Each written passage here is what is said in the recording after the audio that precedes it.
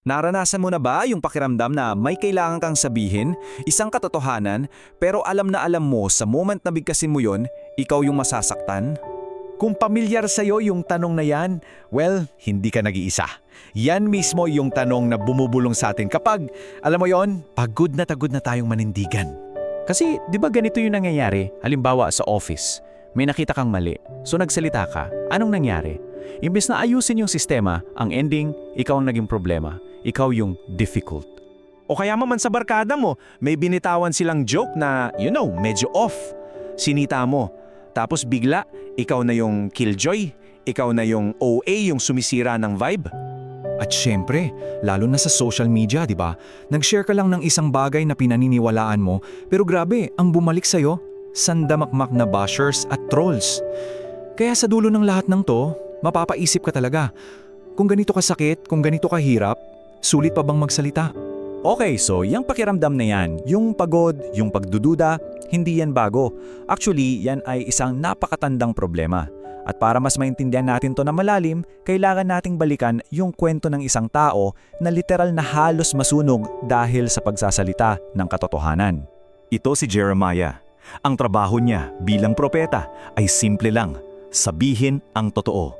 Period. Pero anong naging resulta? Total rejection. Sa bawat babala niya, ang sukli sa kanya, tawa at pangungutya. Sa bawat pagsabi niya ng totoo, parusa yung napapala niya. Walang pumalakpak, walang nakinig, wala. Hanggang sa, umabot na siya sa dulo. Suko na, pagod na. Sabi niya sa sarili niya, tama na, ayoko na. Para siyang nag-file ng resignation letter sa Diyos. Nagpasya siyang manahimik na lang habang buhay. Pero dito mismo nagsimula yung twist sa kwento niya. Akala niya kasi sa pananahimik niya, doon niya mahahanap yung peace. Pero kabaliktaran yung nangyayari. Yung natuklasan niya ay isang bagay na nakakagulat. Ito yung sinabi niya. Sabi niya sa tuwing sinusubukan niyang manahimik, may parang nag-aalab na apoy sa loob-loob niya.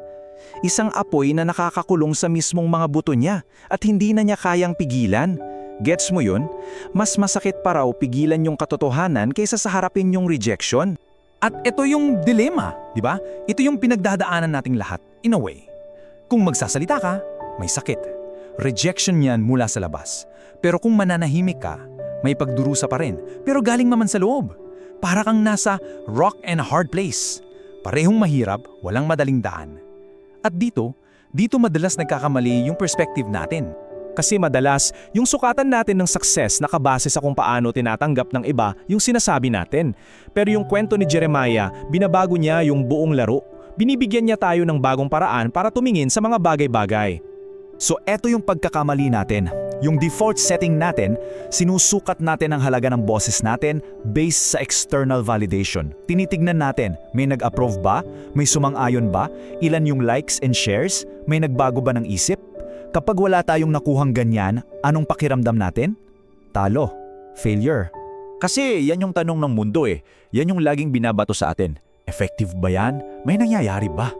At kapag parang wala, ang dali-daling sumuko. Pero may mas mahalaga, mas malalim na tanong. At ito yung tanong na nagtulak kay Jeremiah para magpatuloy. Hindi umepekto ba? Kundi totoo ba to? Yung shift mula sa pagiging outcome-focused papunta sa pagiging truth-focused. Grabe, yan ang game changer.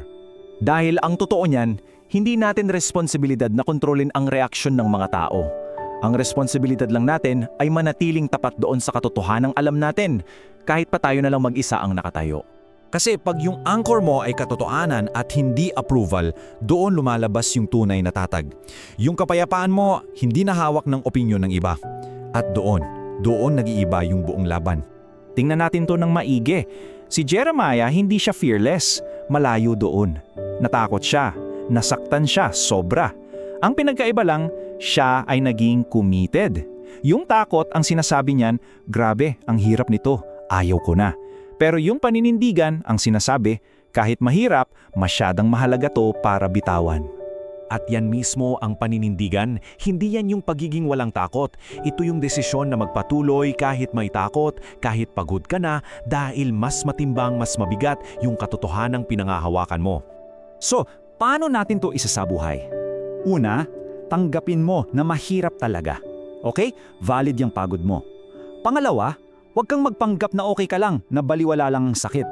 Pero pangatlo, at ito yung pinakamahalaga, huwag na huwag mong hayaan na yung hirap at sakit ang magdesisyon para sa'yo. Ibalik mo yung focus. Saan? Sa katotohanan, hindi sa reaksyon ng iba. At ito na siguro yung pinakamalaking twist sa lahat. Akala kasi natin, kapag sobrang hirap, ibig sabihin, baka mali na yung ginagawa natin.